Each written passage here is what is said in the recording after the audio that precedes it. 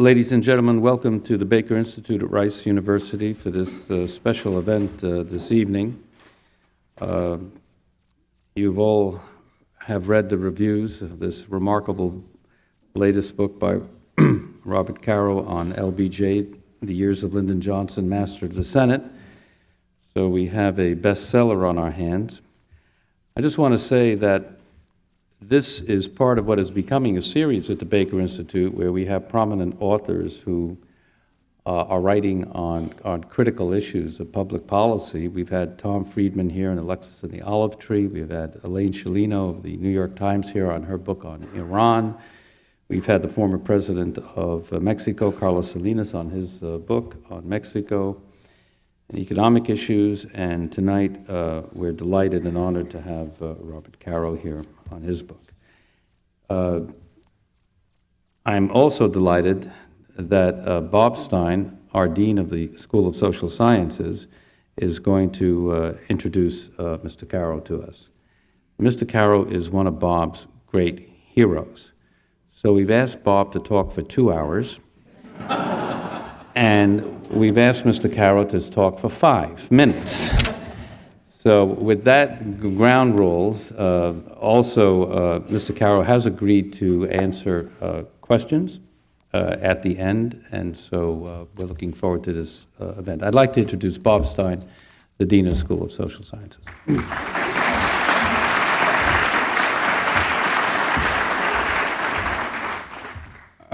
It won't go for 2 hours. Today's lecture by Robert A. Caro was organized by the Brazos Bookstore and its owner, Killian, who's with us today, the Baker Institute. We thank Mr. Killian, the Baker Institute, Mr. Caro for his books, and of course his publisher. You probably all know about Mr. Caro. He's a graduate of Princeton, a Nieman Fellow. For 6 years, he was an investigative reporter for Newsday, daily newspaper on Long Island, and briefly published in the city of New York. His first book, The Power Broker, published in 1974, a biography of Robert Moses, was awarded the Pulitzer Prize in Biography and the Francis Parkman Award by the American Historical Association. In 2000, The Power Broker was selected, I think it was its 25th anniversary, as one of the 100 best books of the 20th century. It is my favorite book of all time. It exceeds any action comic books I've ever read. Mr. Caro is the author of 3 volumes on the years of Lyndon Johnson, The Path to Power and The Means to Ascent to Power. Both are recipients of the National Book Critics Circle Award. His 3rd volume, The Master of the Senate, is the subject of today's lecture. For those of you who have not read The Master of the Senate, I'm on page 750. I stayed home all morning to try to finish it. And I would only recommend that you not rush through it. It's as dense as anything. I have tried to cut it in half because it weighs too much to read in bed, but it's still as good a book. Only thing I would say about Caro's work, if you've not read it, is he is a biographer, I guess. I've never thought of his biography. For those of us in political science, these are the best studies in political power you'll ever read. They are probably maybe a testimony to Lord Acton's adage that power corrupts and absolute power corrupts absolutely. In his review of The Master of the Senate, Anthony Lewis said that Caro's books reads like a novel. I think he referred to it as a trollop novel. For me, it's hard to believe you're reading nonfiction. I mean, it's hard to put down. It weighs a lot. You want to put it down. But you forget that you're reading something you know the end to.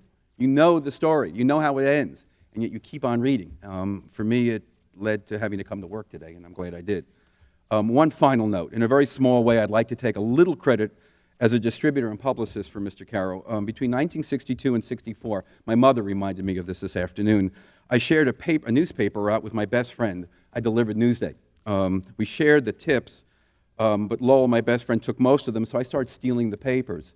And my mother reminded me, that's when I first read the byline of Mr. Caro, finding Mr. Moses' building of the Throgs Neck Bridge. My father is from Throgs Neck, and I'll say no more other than to say that this is a great pleasure for me to introduce Mr. Robert Caro.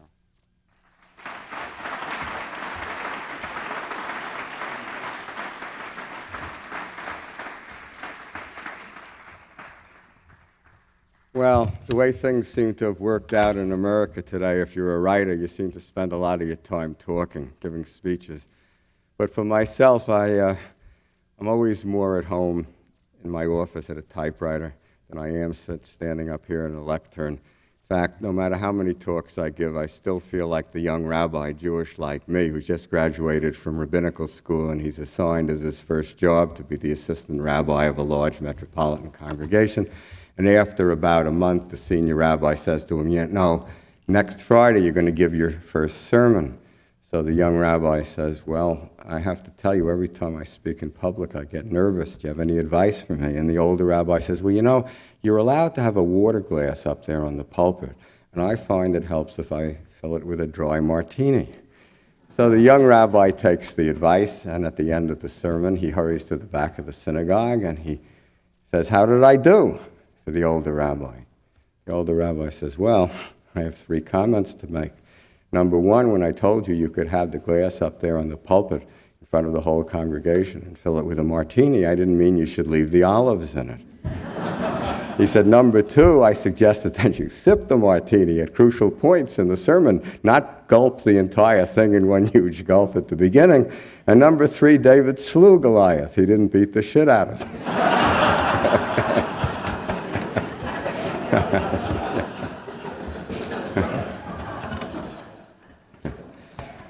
Having said that, however, this is one talk tonight that I'm really, really happy to give because I'm happy to be back in Texas.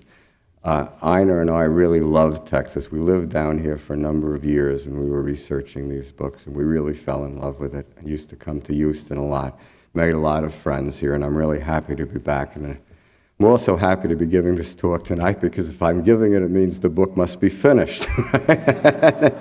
That is really a good thing. I was trying to think what I wanted to talk about, and I decided to talk about the moment in doing Master of the Senate when I decided that the book would have to be something different than I had originally intended it to be, something more. I always knew that I wanted the book to be not just about Lyndon Johnson, but about legislative power. All my books are about political power. I've never really been interested in writing a biography just to write a book about a famous man. I never had any interest in doing that at all. The book on Robert Moses started because I was a reporter on Newsday, and I thought I was doing all this stuff explaining political power to people, but everything that I wrote was based on what we were all taught, that in a democracy, power comes from being elected. Well, as those of you who are from New York know, Robert Moses was never elected to anything, but he had more power than any mayor or any governor or any mayor or governor combined, and he held this power for 48 years, almost half a century. So I started that book in a way because to find out where he got this power, I had no idea where he got it. It turns out he got it from the public authority and the way he used public authorities. At that time, there was not a single book, or in my memory, not even a single magazine article on the public authority as a source of political power. So I didn't really start that to write about Robert Moses, but to write about the essence of urban power, city power in a democracy, unelected power in cities. And when I turned to Lyndon Johnson, I did it because I wanted to do the same thing for national power. And actually what attracted me to Johnson first was the subject of this book, Johnson in the Senate. I didn't realize it was going to take me 2 books before I even got up to it. Right? But legislative power, I wanted to pick Johnson because, I wanted to do national power. And nobody in the second half of the 20th century understood national power like Lyndon Johnson. And we see it most of all in the Senate. We see it in his use of legislative power. Now, in America, and I'm sure, whenever we talk about power, political power in America, whether we say it or not, we're really talking about presidential power. We're talking about executive power. We don't really think about legislative power very much in America. In England, where they have a parliament, and that's their system of government, there are 100 biographies of a Disraeli and 100 biographies of a Gladstone, and they all deal with the way they used power in parliament. We have very little of that in America. And of course, it's very important that we understand that, because just because a president proposes something, it does not become a law. It doesn't become law until the House and the Senate pass it. So I wanted the book. I knew I was going to have to examine how the Senate worked, legislative power, and Lyndon Johnson. And that's the way I had been thinking about the book until this moment that I'm when I realized I was going to have to do something else. And I'll tell you how it happened. I had been saying, whenever I start a book, what I do first is I try to get a sense, an atmosphere of the place that I'm writing about, a feeling for it, for its rhythms and its moods, because I feel if I don't understand the atmosphere, if I can't feel it, how am I going to make anyone else feel it? So I'd been simply sitting in the Senate gallery day after day and looking down on the Senate in action. I don't know what the Senate looks like to you when you see it on C-SPAN. You know, it sort of looks the same from the gallery, and to me it always looks a little silly. The desks, they look like little schoolboys' desks, you know. And then, in fact, the chamber was very dim. Now it's more brightly lit, and it's hung with more flattering colors for television. Then it was a dim cabinet space, and they're always taking the quorum calls. They're always calling the rolls of the senators. So it's like a schoolroom with a little schoolroom desks in which they're always taking attendance. And the presiding officer is doing these rituals without objection, so ordered, without objection, so ordered, that didn't seem to mean anything to me. It was a boring, rather silly-looking place. But at the same time that I was doing this, looking down on the Senate, I was doing something else, which was I was starting to interview people. I was interviewing senators, I was interviewing their administrative aides, their legislative aides, the people on the dais, the parliamentarians and the clerks, and the telephone pages in the cloakroom, everyone I could find. And I started to realize that no matter what I was asking about, no matter how they answered me, I was hearing in their tone of voice a reverence for the Senate. And I couldn't understand what this reverence was about. Then the following thing happened, and this was the moment when the book changed. I finally got my pass to go down on the floor of the Senate. It's hard to get a pass to actually go out on the floor of the Senate. The day I got it, the Senate wasn't in session. The chamber was even dimmer than usual. Not even all the lights were on.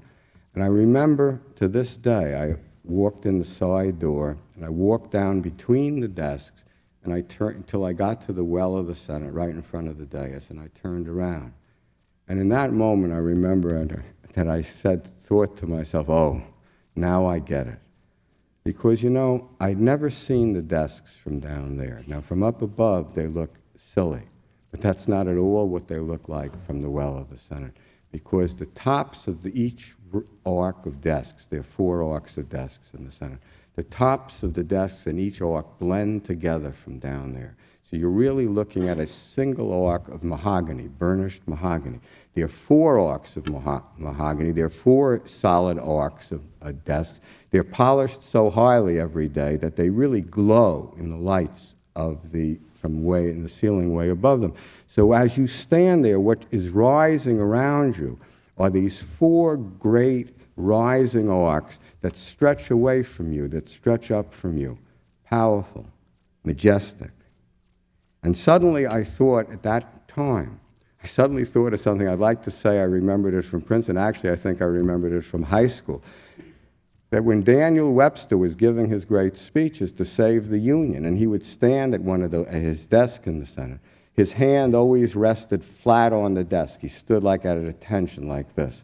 And I remembered, gee, when I go into Central Park, I live on Central Park West and 69th Street in New York. So if I go up to jog around the reservoir, I go into the park at 69th Street and start running. And almost the first thing I pass, it's at 71st Street, is this huge bronze statue of Daniel Webster. And on the statue, on its pedestal, are engraved his great words, liberty and union, now and forever, one and inseparable. And I said, those words were spoken here among these desks, the desks of the Senate. I started reading, you know, everything I could about the Senate. You read about Webster, you know, he was called Black Dan Webster because he had this great mop of black hair and big black eyebrows. Webster, who was always fighting to save the Union. Emerson called him. He said Webster has a voice that can shake the world. He said, Webster is the great cannon loaded to his lips for liberty. And I started to think about that, and I started to read about the other 2 members of the great triumvirate, Henry Clay and John C. Calhoun. Now, Clay, of course, Webster always stood sort of very formally. Clay was the opposite, since he was the West. He would saunter among the desks, and he'd pull out this handkerchief and sort of wave it. They called him the Star of the West, brave Prince Hal. You know, he was the most charming of men. They used to say about Clay that the white gloves of the Washington hostesses that he kissed, they kept as lifelong mementos. When he was a lawyer back in Kentucky, they said Henry Clay can hypnotize a jury. He once went on a speaking tour for the Whig Party across the West, and they said so many people came to see him that he depopulated the fields and forests of the West. So when he would speak in the Senate, he would saunter back and forth, up and down the aisles, waving his hand. He always carried a snuff box, and when he wanted to emphasize a point, he would tap his snuff box. If he wanted to have a dramatic pause, he would stop and take a sip of snuff. And of course, the third was John C. Calhoun, who really walked through those desks. He paced like a caged lion, always angry because he saw he was losing, that his South was losing. So for 30 years, these three men, the great triumvirate, fought in the Senate with their compromises, the Missouri Compromise and the Compromise of 1850, etc., to stave off a civil war and save the Union. Well, in a way, you can say they failed because the Civil War came. But I think you can't look at the history of the United States and not think that they bought that 30 years of time with their compromises. And there was during those 30 years that the Union, which was a baby Union when they started, got strong enough so that when the Civil War came, after the Civil War, the Union could come back together and endure. All that happened among those desks in the Senate. I don't know really how much, when I started learning all these things, it was among those desks that Charles Sumner was pinned, so he couldn't, when he was almost beaten to death. Sumner was the great abolitionist. He was always fighting for civil rights bills. One day, a Southern congressman came up behind him, entered the Senate chamber, came up behind him with a heavy blackthorn cane, and struck him on the back of the head, knocking him to the floor. Sumner's legs got entangled in the legs of his desk, so he couldn't get up as the guy continued to beat him. He almost killed him, while another congressman, Southern congressman, stood there with another cane holding back the senators. And I remembered how, or I read how, didn't remember, I read how when Sumner died, his funeral, his body is taken back to Boston on a funeral train. And church bells are chiming all along the route. And when the train gets to Boston, this delegation of prominent citizens, the governor of Massachusetts, the mayor of Boston, other is there to escort the coffin to the church for the funeral service. But as they're standing there comes marching up a regiment of black soldiers who had fought in the Civil War. And they're in their old uniforms. And they come up and surround the coffin and push the dignitaries away. And they escort Sumner's body to the church. But before they do, they drape on the coffin a banner. And on the banner is embroidered the words, "The Civil Rights Bill shall not die." Well, there are a lot of glorious moments like that when you start to learn about the Senate. There are a lot of inglorious moments because, after Webster, Clay, and Calhoun, for a century, the century before Lyndon Johnson comes to the Senate is something very different. It's this, I call it in the book, the dam that stood in the way of progress, the dam that stood in the way of social welfare. It's controlled by the South. It's controlled by the isolationists. And the moments are not glorious. It's controlled by the robber barons all through the Gilded Age around the turn of the century. Whenever Theodore Roosevelt tries to do something, it's always the Senate that blocks him. It's at one of those desks that Henry Cabot Lodge Sr. is standing. He's chairman of the Senate Foreign Relations Committee. When he stops the League of Nations and the Treaty of Versailles and deals such a blow to hopes for peace in the 20th century. And it was at those same desks that the isolationists were fighting when they stopped, 20 years later, when they stopped Franklin Roosevelt from mobilizing America and raising America's defenses and letting us help England as totalitarianism began to rise in the world. So while I didn't think of all of this then, it all came out as I was learning about it, I knew then in that first moment when I walked down between the desks and turned around and looked at them, that this book was not going to be just about Lyndon Johnson and not just about legislative power, but about the Senate of the United States, the history of the Senate, what the Founding Fathers intended when they created this unique body. Just think of it. This is a body in which each state, no matter how small, is equal. They each have 2 senators. It is a body in which each senator will serve longer than a president, 6 years and not 4 years. It's a body in which they do not provide for anyone to lead the Senate. You know, the Constitution establishes a speaker to preside over the House of Representatives.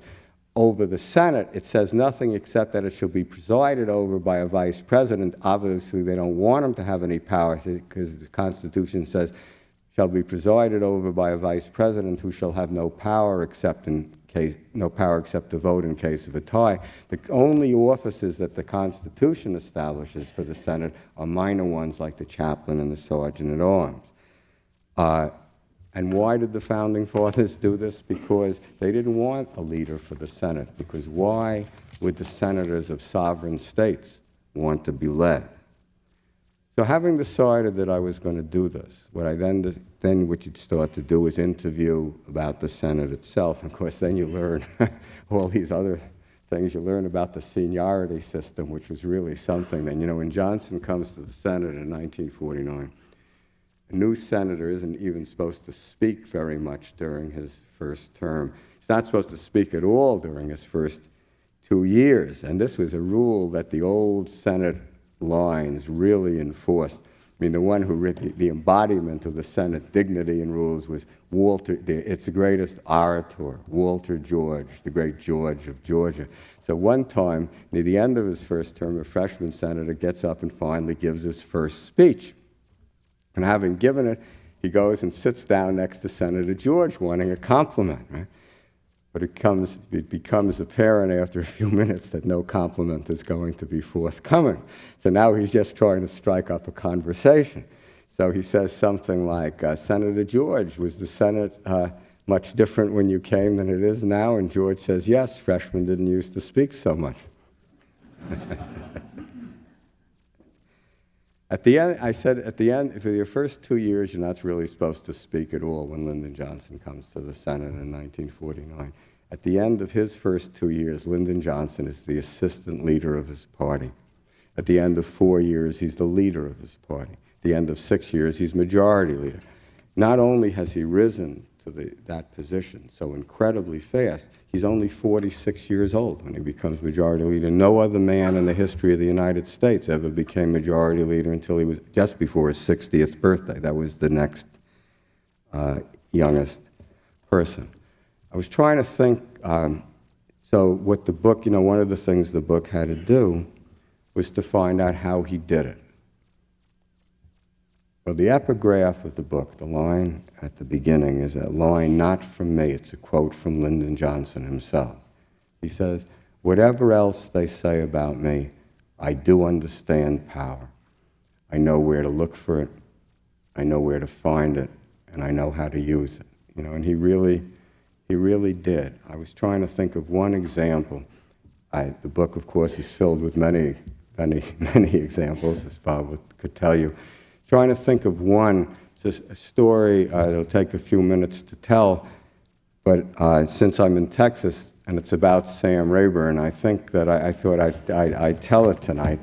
You know, the story of Sam Rayburn and Lyndon Johnson, which begins in earlier books, is really one of the most touching and, in a way, terrible stories that you have to learn, that I ever learned about, because Rayburn, you know, was a man, it's almost impossible to believe in America the way government is today, that there was ever a man like Sam Rayburn. He's a man, of course, of unique honesty. When he died, he was Speaker of the House for 16 years and Majority Leader for 11 years more. That's over a quarter of a century. And he ruled the House of Representatives with his absolute power.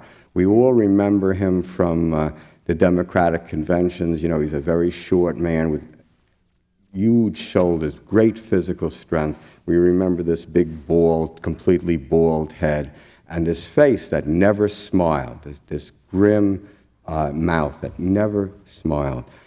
He's a unique figure. I mean, when he died, after all this time of wielding this power, he left in the world $15,000. That's all that he had left. You know, he used to walk around the Senate. People would come running up to him to negotiate compromises or whatever. He would work things out. Someone once said to him, don't you need to make notes to remember what you promised? And he said, if you always tell the truth, you don't need notes to remember what you promised. And he really meant things like that. But while he was powerful, Sam Rayburn was also the loneliest of men. You know, when he gets to Washington in 1912 as a freshman congressman, he writes his sister in one of the first letters he writes her, he said, God, what I would give for a tow-headed boy to take fishing. And he always believed he was going to have this big family. He used to drive around Washington when he was young on weekends, looking for a house, he used to say, big enough to hold all my children. And he thought he was going to marry and have a family. But Rayburn, as powerful as he was, socially he really was very, he once said, I never try to tell a joke. Every time I tell a joke, I'm the joke. You know, he felt he couldn't talk at dinner parties. So for many years, until he got old, really, he almost never went to parties. And he was married once for 3 weeks. We don't know what happened. No one knows what happened. I don't know what happened. But he never married again, and he had no family. So while during the week, the speaker is the center of attention. Everyone's running up to you, grabbing your arm, wanting things. But on weekends, everyone else goes home to their family. Sam Rayburn went home to this little apartment in an apartment house. So what he would do on weekends is he would walk the streets around the Capitol.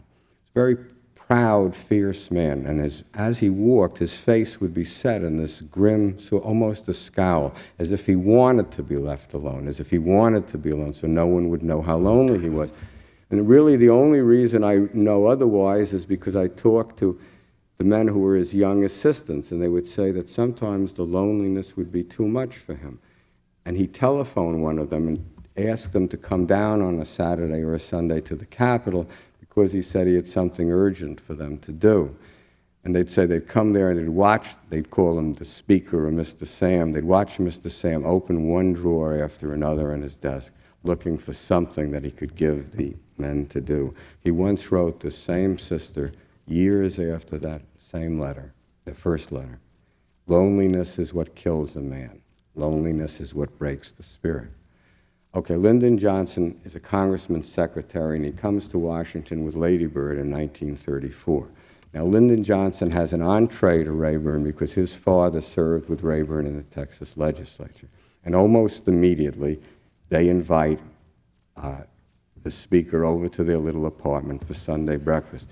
And a remarkable thing happens. Now, Rayburn is so shy, and he sees in Lady Bird, who was very different then, as those of you who've read my first books know. She was so, and there was an incredible shyness and timidity there. And he sees in her a person as shy as himself. And there is struck up almost immediately this paternal fondness of father-daughter fondness. You know, if you go to the Lyndon Johnson Ranch today, in that big living room, there's exactly one picture of a human being, and it's of Sam Rayburn, and Lady Bird put it there. There is struck up this bond, and this man who never comes to people's apartments starts to come every Sunday to the Johnsons' apartment, and his fondness now extends to Lyndon. Lady Bird, you know, when she talks about this, she would make the kind of food that the speaker liked. Very hot Texas chili, cornbread the way he liked it, homemade peach ice cream. And then she said, and after breakfast, I would clear away, and Lyndon and Mr. Sam would sit and read the papers. And these Sundays became terribly important to Sam Rayburn. In 1934, also, Lady Bird is back visiting her father in Texas, and Lyndon gets pneumonia, which of course was very serious in 1934. Sam Rayburn comes to the hospital and sits beside Lyndon's bed all night in a straight wooden chair. Rayburn is a chain smoker. But he's so afraid that if he brushes the ashes away or gets up to brush them away, he'll disturb Lyndon, that he sits there without moving all night. So that Lyndon recalls that when he got up, when he woke up, the first thing he saw is Rayburn sitting next to his bed with his vest completely covered with gray-white cigarette ashes. And as soon as Rayburn sees that Johnson is awake, he leans over him and says, "Lyndon, never worry about anything again. If you need anything, call on me." Well, it was a very short time thereafter that Lyndon Johnson does call on Sam Rayburn for something. Franklin Roosevelt creates a New Deal agency at the beginning of 1935, the National Youth Administration. They're going to be state directors, and Lyndon Johnson wants to be the director for Texas. Now, there's no reason in the world why he should get this job. He is a congressman's secretary. His administrative experience is zero, and this is an agency that's going to be spending tens of millions of dollars and have hundreds of employees. There's a remarkable paragraph in the memoirs of Tom Connolly, also the old Texas senator who's a great power in Washington, chairman of the Foreign Relations Committee for 20 years. He says, "An astonishing thing happened today. Everybody knows that Sam Rayburn never asks a man for a favor, but Rayburn came to my office today and he would not leave it and asked for a favor and would not leave my office until I agreed to do it. The favor, of course, was to have Connolly to use his power to have Lyndon Johnson made the Texas State Director of the NYA. Johnson gets that job, and his career is on its way. Now, Johnson gets to their other back and forths over this relationship, during this relationship, but by the time he gets to the Senate, Johnson realizes, I know where to look for power, that he has a form of power that no other senator has. He is the only senator who can go to Sam Rayburn and ask him to hurry along or stop or block or pass a senator's bill. Senators need things, and sometimes they need them badly and they need them fast, a dam or an appropriation. Just because the Senate passes the bill for the dam or the appropriation doesn't mean that it's going to happen. The House has to pass it. And almost immediately, you can trace this in the letters in the Lyndon Johnson Library, Johnson starts to get these letters from very powerful senior senators. "Lyndon, I need this dam bill. It's been languishing over in the House. Could you say a word in the Speaker's ear?" Or, "Lyndon," this is with a letter I remember from Alan Ellender. He says, "The appropriations bill is stalled in the House. Would you mind moving it to the top of the pile on Mr. Sam's desk?" And when Johnson does things like this, of course, he makes favors for senators like this. Of course, he makes sure they know it. And that's one of the ways in which he starts to build his power. Some are much more crude and brutal. One was the use of campaign contributions from Texas oilmen and natural gasmen and contractors, including some from Houston, as it happens, as campaign contributions for senators. There's a vivid scene in this book. I don't say I wrote it vividly, but it was told to me vividly by one of Johnson's lawyers, who walks into the living room of Johnson's ranch on the Pedernales before some Senate election, and Johnson is sitting there with telephones in both hands saying, "Well, I've got 20 for him, and 20 for him, and 30 for him, and 40 for him." And Johnson uses these and many other forms of power with a ruthlessness that makes them all the more effective. I gave you one quote from Lyndon Johnson. Here's another one. This is Lyndon Johnson talking about himself. "I'm just like a fox. I can see the jugular in any man and go for it. But I always keep myself in rein. I keep myself on a leash, just like you would an animal." Well, in that self-assessment, Lyndon Johnson was only being partially honest, because he didn't always keep himself on rein. He could see the jugular in any man, and over again, as he's rising in the Senate, he goes for that jugular and really destroys people. The most painful part of this book to write was the chapters that deal with what Bob will remember, what Lyndon Johnson does to a man named Leland Olds.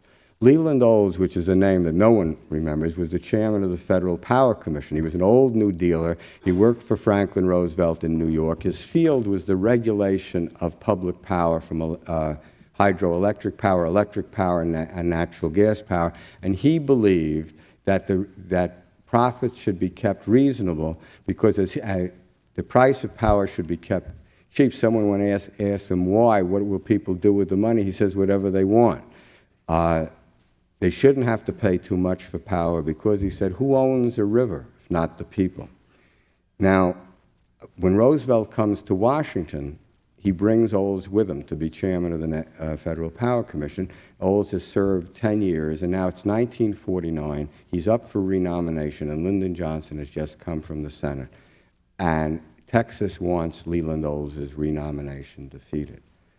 It's hard to do because even senators who didn't like him or didn't approve of his philosophy really respected him. He was quite an unusual man. What Johnson does, and this is 2 years before Senator McCarthy gave his first speech, Johnson finds out that when he was a young man in his 20s, back in the 1920s, Leland Olds was a reporter for a wire service like the Associated Press. This one was called the Federated Press.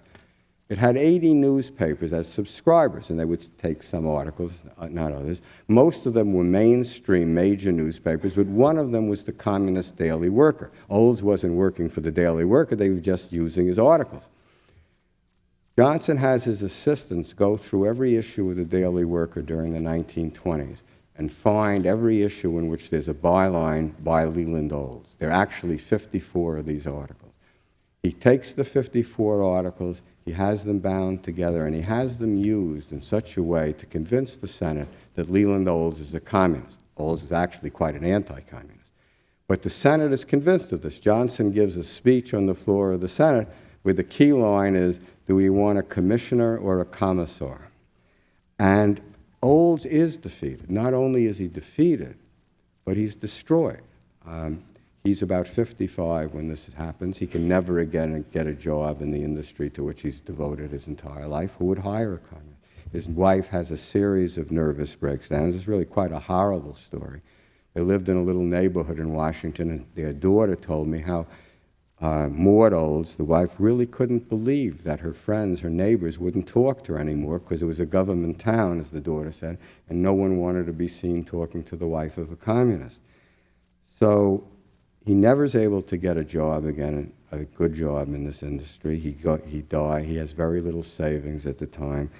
He lives for another 15 years and dies a very poor man. Of all the scenes that I hated to write, one of the worst occurs during a recess in the hearings. It's the Johnson Committee, which is holding the hearings on Leland Olds, and Johnson is the chairman, and he is destroying this man with this cross-examination.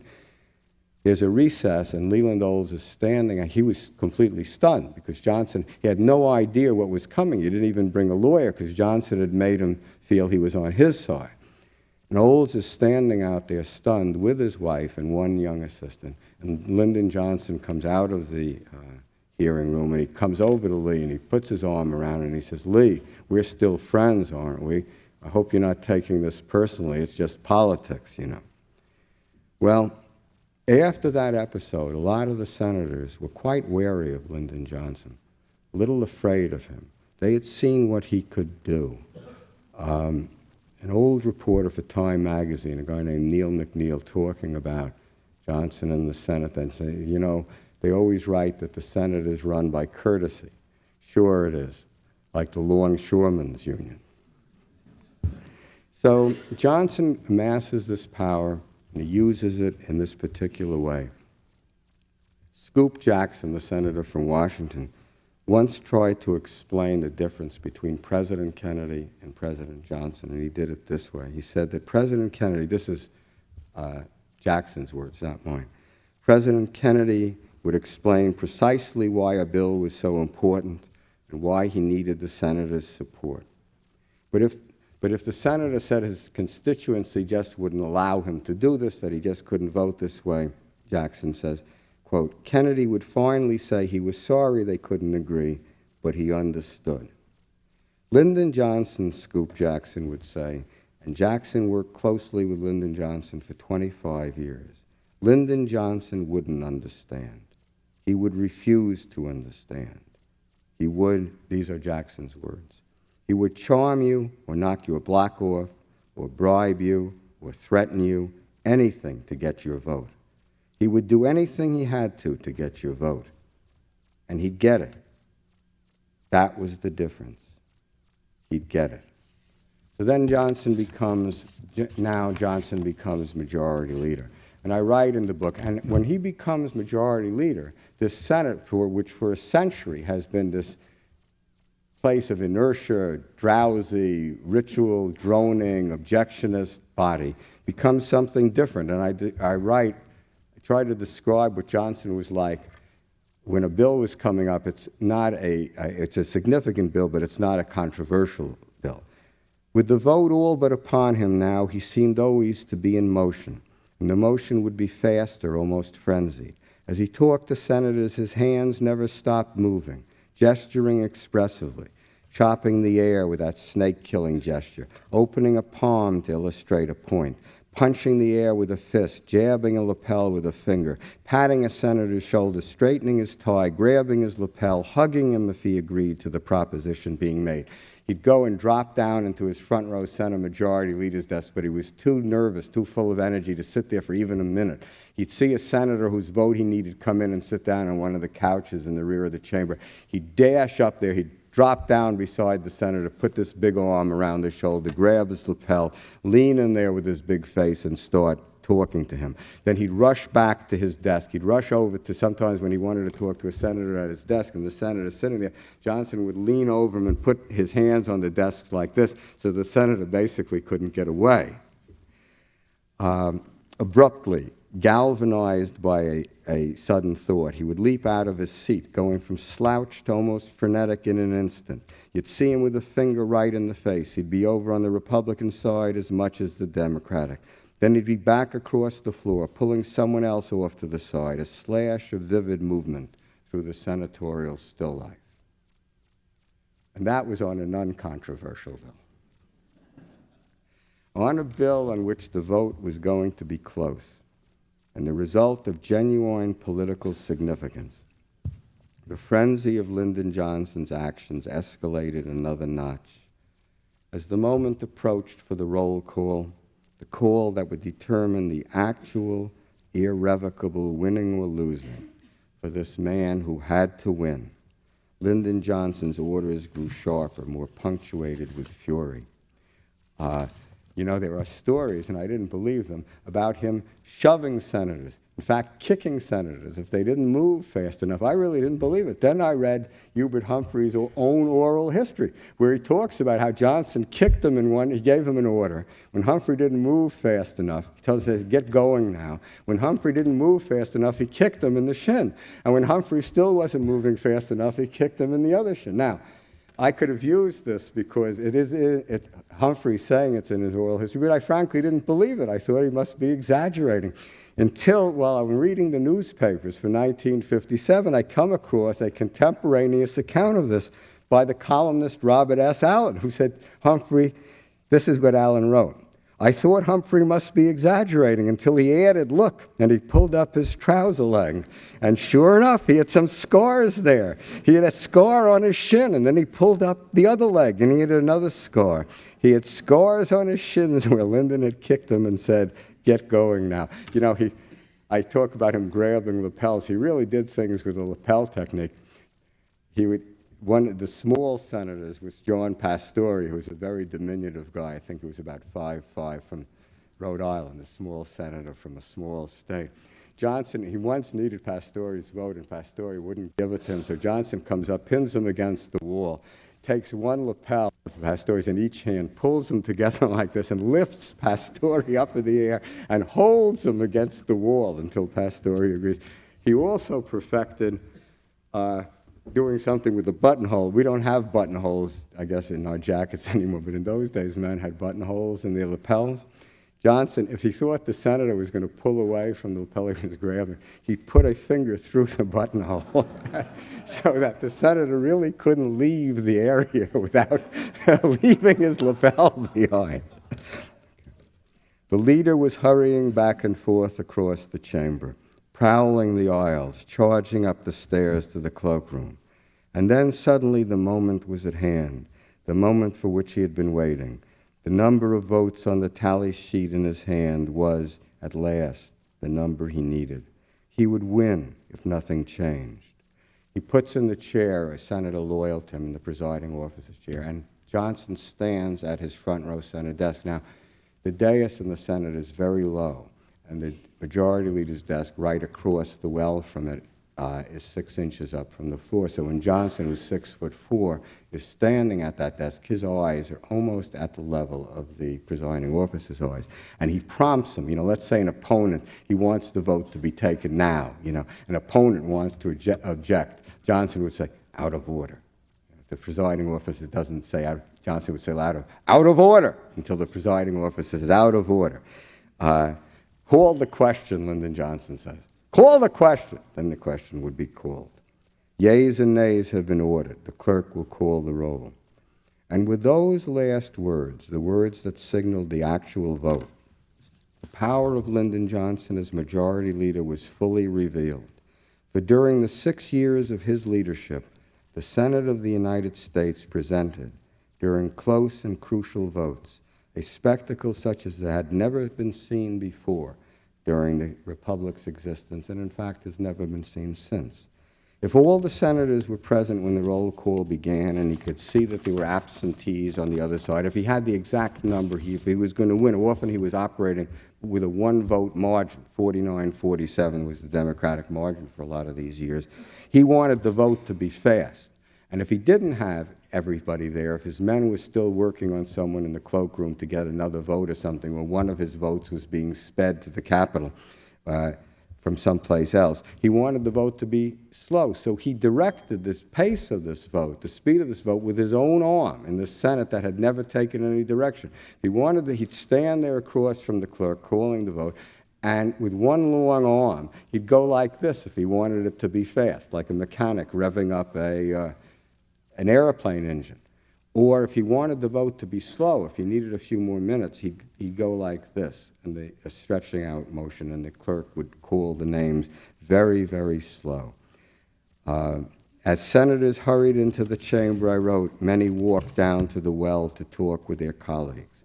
Standing at the edge of the well, towering over the men in it, Lyndon Johnson would raise his long arm over them, making those big circles, like an orchestra conductor, leading the United States Senate, the Senate that for a century had refused to be led. Sometimes he would do some things even more to show his power even more blatantly. If he came out a vote short, he would make people change their vote right on the floor of the Senate. The reporters in the press gallery would see him go over to a senator. They'd see him put his arm around them and grab his lapel and bend down. And they could see Johnson start by smiling. And then if the senator didn't agree, they would watch Johnson's face change. And they would watch the senator's face change as they realized the threat that was being made. Sometimes he wouldn't even bother to do this in that much secrecy. He would just shout across the floor. He once yelled at the Senator Alan Freer of Delaware, "Change your vote, Alan." And when Alan didn't do it, Johnson yelled again in a voice that everybody in the chamber would hear, "Change your vote, Alan." Alan did. The columnist Hugh Sidey described him this way.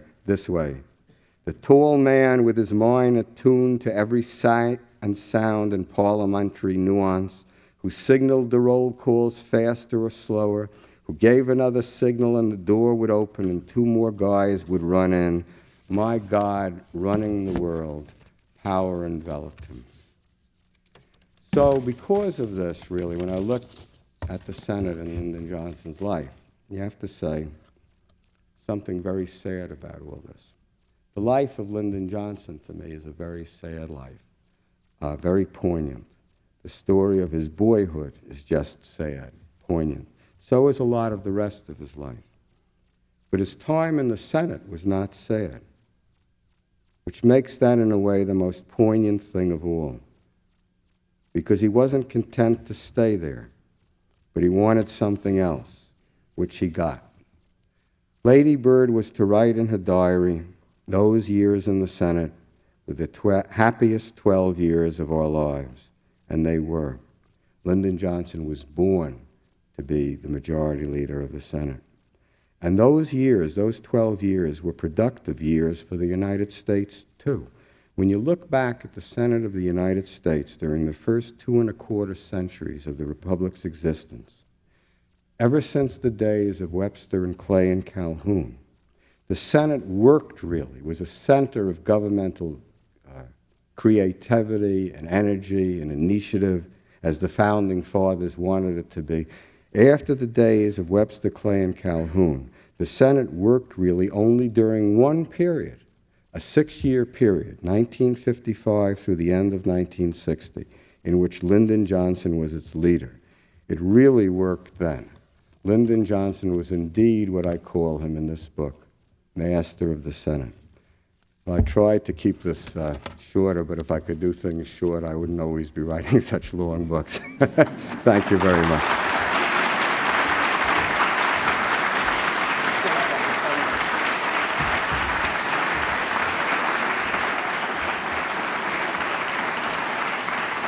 That was wonderful. You could go on for another hour. Mr. Caro is going to take questions. There is a book signing. We are at 7, so I'll let you go for however long you can stand. Okay. And I'll let you take the questions. Okay, fine. Yes, sir.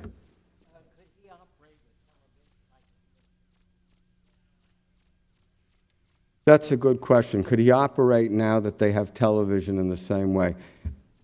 That's a really good question. The most honest way I could answer it is, I don't think he could operate the same way, but he would find another way to operate. You know, that's the nature of political genius, that you find a way to do something when no one else can.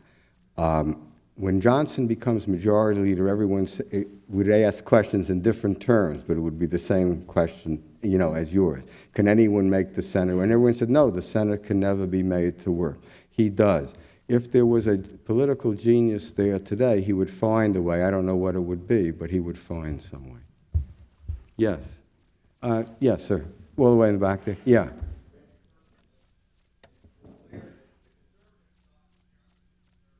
Yes.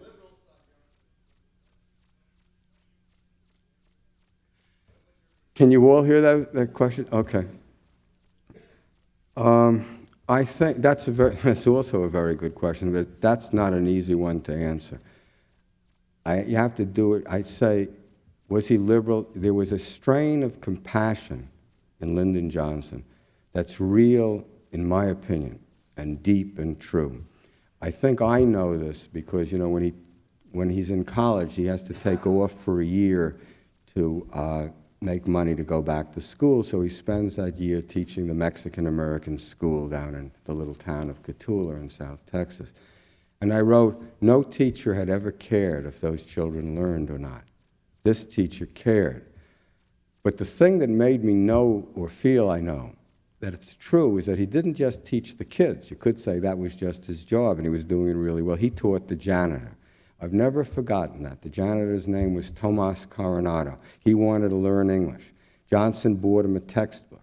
Coronado says that every day after school, they would sit on the steps outside the school. Coronado says, Johnson would pronounce a word, I would repeat.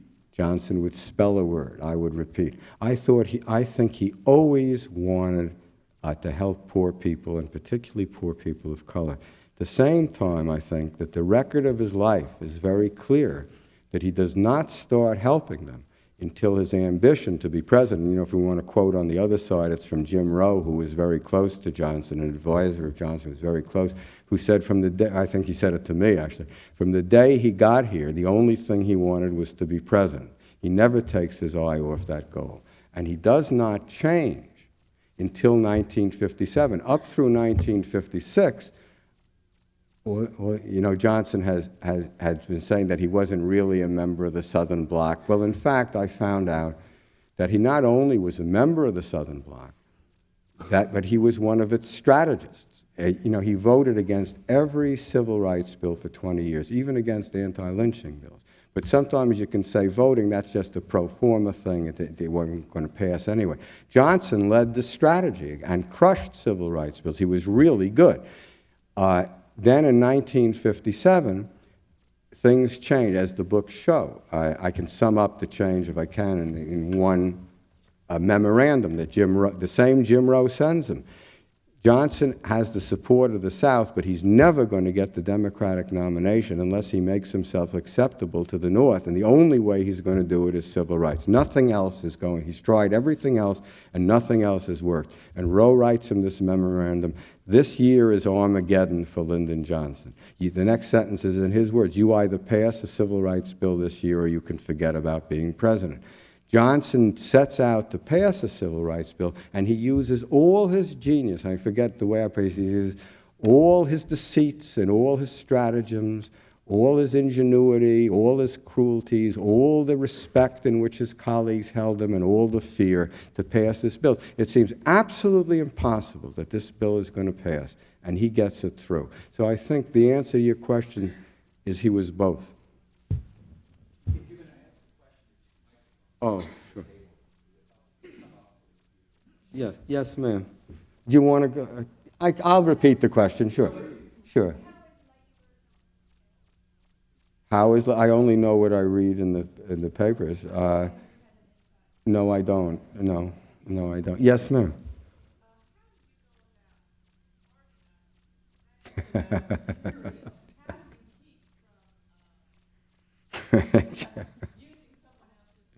Oh.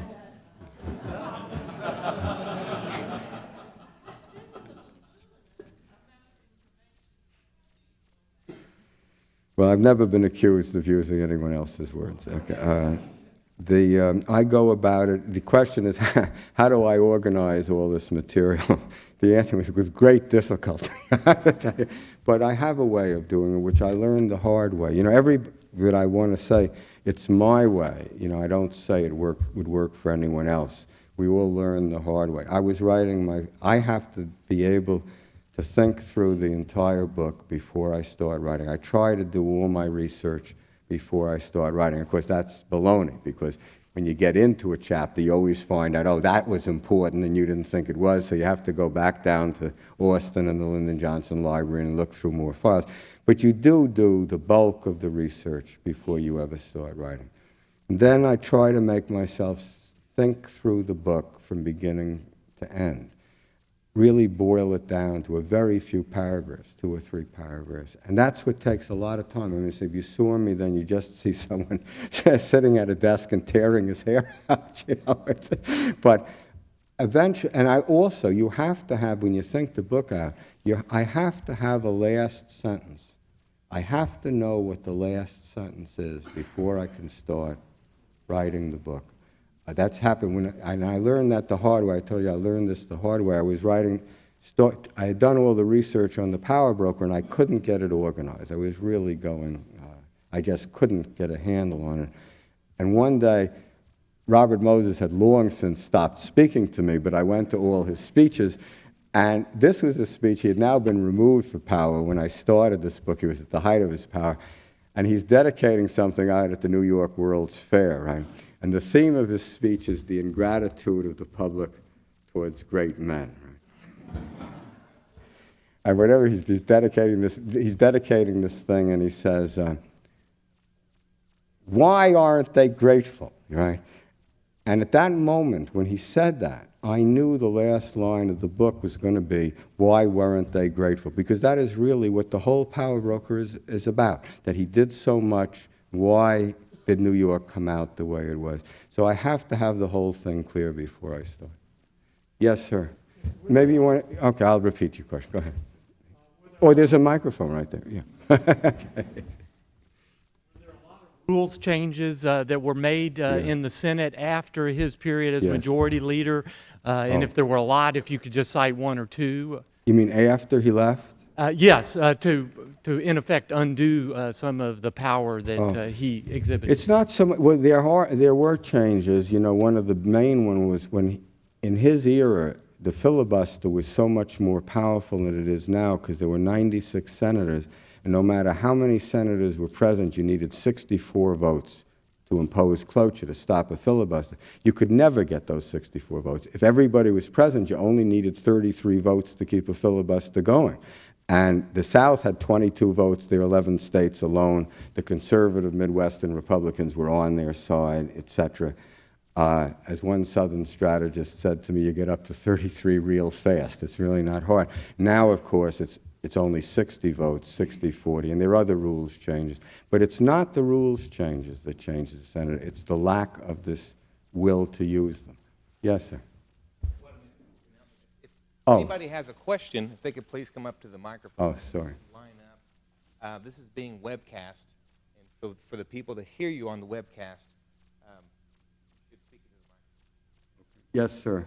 Hi. I'm curious to know to what extent, if any, you had personal meetings with Johnson. No, I had almost no personal meetings with Johnson. I once traveled with him. I was like I was a young reporter. I was a substitute, and I filled in for the regular political writer during the 1964 campaign for 4 or 5 days. But I never met. I was never in the pool. I was never had a conversation with him. Yes, you're next. Yes. Yes. Good evening. I'd like to give you a little treat. Okay, I just take these 2 questions because I think people. Yes. And I'd like to cast you in the role of the senior rabbi again. And the question I'd like to ask you is, if you were creative, you could distill your career into 2 very interesting discussions about second-generation immigrants, 1 to the United States and 2 to the Balcones Escarpment. What could you tell second-generation immigrants here in the United States about the nature of legislative power in the United States that you have learned from your own work over the past 30 years? That it's much more important than we're taught in school. Yes. I was going to ask, you write in your book a lot about Johnson's relationship with Richard Russell, and before that you wrote about his relationship with Sam Rayburn as one of his mentors. Yes. I was going to ask about 2 other senators whose families have got prominence in American politics today. I was going to ask you about Johnson's relationships with Prescott Bush and Albert Gore Sr. Well, I don't know much. Let me just say, I'll take these 2 questions, and this gentleman is standing, and I think I'll stop because people have had enough. I don't know much about, he didn't have much of a relationship with Prescott Bush. With Al Gore Sr., it was a very complicated relationship because Senator Gore didn't like, he was independent, and Johnson didn't like anyone to be independent. So sometimes Gore really needed him, and they worked together, and sometimes they didn't. Yes, sir. In The Path to Power, you wrote eloquently and with a great deal of empathy about the women's life in the Hill Country prior to electricity.